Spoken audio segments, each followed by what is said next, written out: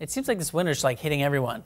Yeah. You know, cold, wintry, white with all that snow. Like every state is seeing snow except Florida. Snow. Well, if we see more snow, it's going to just be like that much. All right. Just this much, okay? This is the meteorological term for a little bit.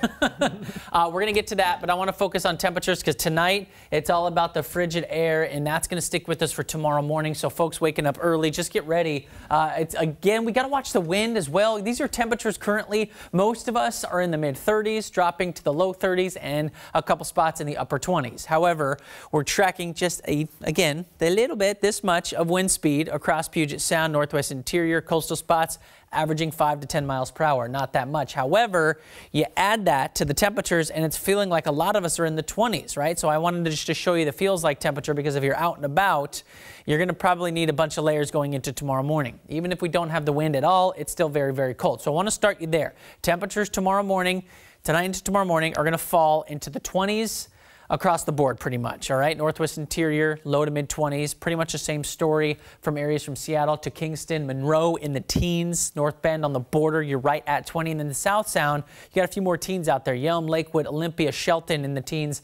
meanwhile, Enumclaw, Eatonville in the low 20s, and then the coastal spots still keeping things cold. All right, the warmth is Ocean Shores at 30. That's really about it. And I don't even want to get you started on Eastern Washington because their daytime high was in the teens and 20s. So here we go. Sunny and cold tomorrow. Increasing clouds on Wednesday. We're going to bring showers back into the forecast, which means with the cold air, we could be talking about a little rain mixing in with some snow, and it does look like it's going to be pushing through. So the question is, how often do we see snow come in the month of March and April? We just want to look at the extended. Like, when can we say this is going to be done? We got to go all the way to April because technically we've seen snow events. April 1972, we had one 2008, a lot more recent event. That was a big convergence zone storm that brought in a lot of snowfall for the Everett area. And with this next system coming in, it doesn't look all that potent, which is good. So here's a big picture. We've got a inversion layer setting up in eastern Washington. We've got a cutoff low to our west, and we got another system that's to our south and west. This is the system that's going to bring some precip, all right? So we go into Wednesday night and into Thursday,